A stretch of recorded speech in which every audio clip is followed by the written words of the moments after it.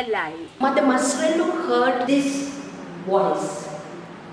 I entrust them to you.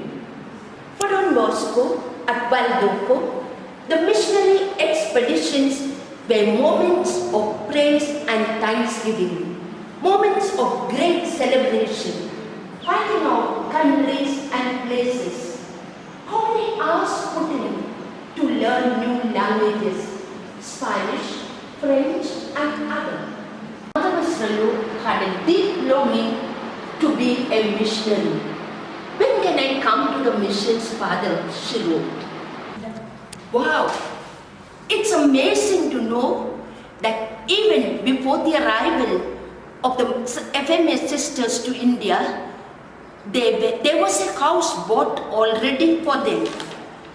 Let's read from the records of history. Mother Daguerre was receiving letters from Father Giorgio Tomatis ever since 1917 at the request of his Archbishop, pleading for sisters to come and labor among the people in Mylapore diocese.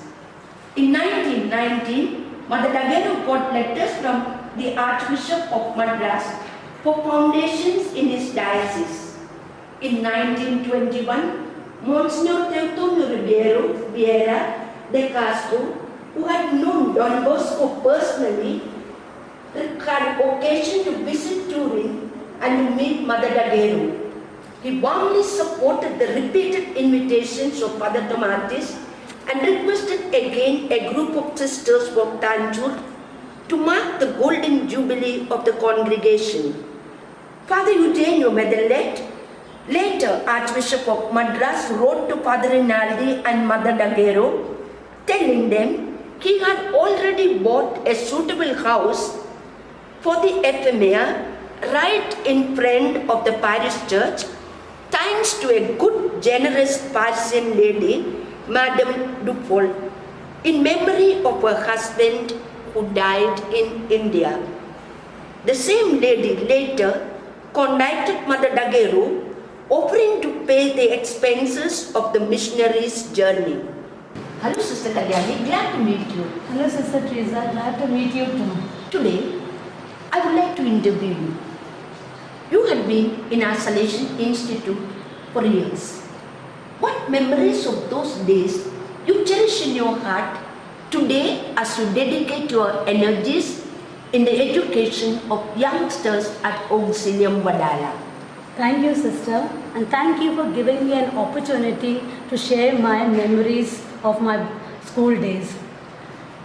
What I am today is because of the sisters at Mornese Vihar Sulkorna. Indeed, I am proud to be the past pupil of our Salesian sisters. Our sisters have played a major role in my life. They have followed me up very closely with my education in bringing me up in a true Christian way, giving me all the values that I need, and it is because of them what I am today. My life is a song of joy and thanks to God the Almighty for what He has done to me through them. Let me hear that song of thanks, dear. Thank you, Lord. Thank you, Lord. Thank you, Lord, for each and every blessing.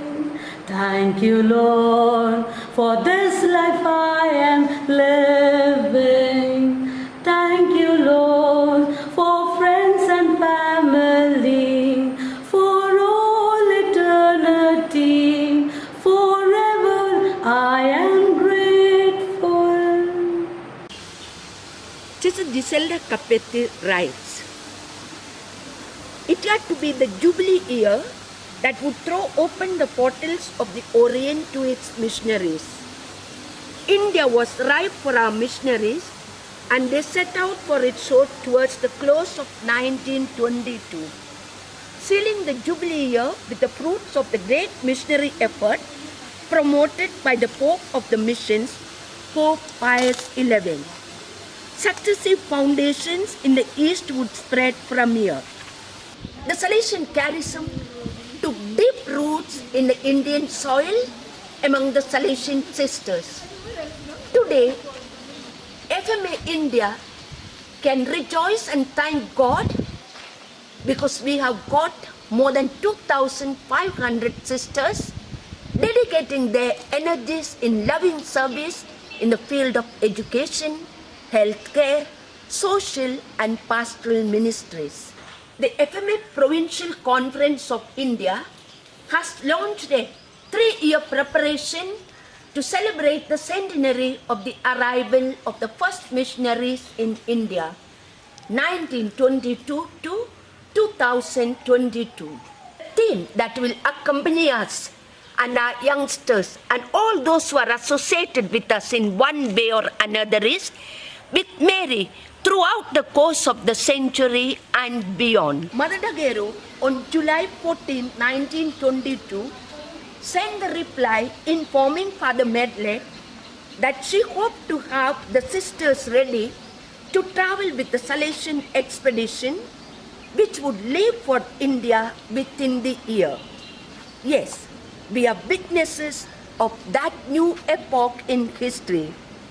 As we prepare ourselves for the centenary of the arrival of our first missionaries, we pray for a new Pentecost for FMA India, that the Spirit of the Lord may fall afresh on us, filling us with renewed courage and enthusiasm to take Jesus to our mission wherever we go, as did our first missionaries. The miracle of the Salesian Charism taking deeper roots in India and in the hearts of very many of our youngsters. Very often, I am astonished at the way our students speak to me about what they have received from Auxilium. Many of them say, "Sister, if I am what I am today, it's thanks to Auxilium." They remember lovingly that firmness of Sister Flavia Mascarenes blended with loving kindness. They remember Sister Agatha's sternness and at the same time her loving light.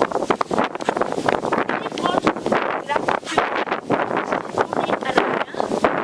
One girl one day narrated to me, "Sister Teresa, I miss Sister Judy.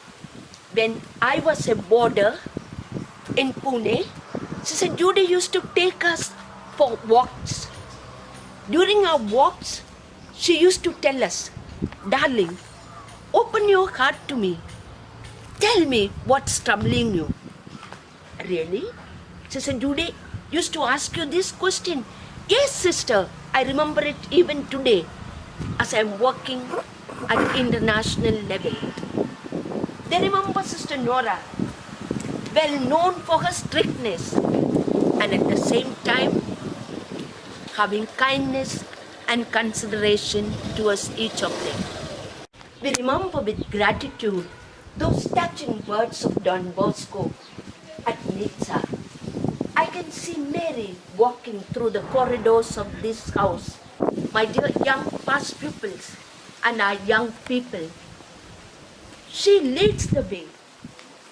In everything, we have a mother and a sure guide who will lead us and guide us. Let us turn to her as often as we need her. Let us journey together.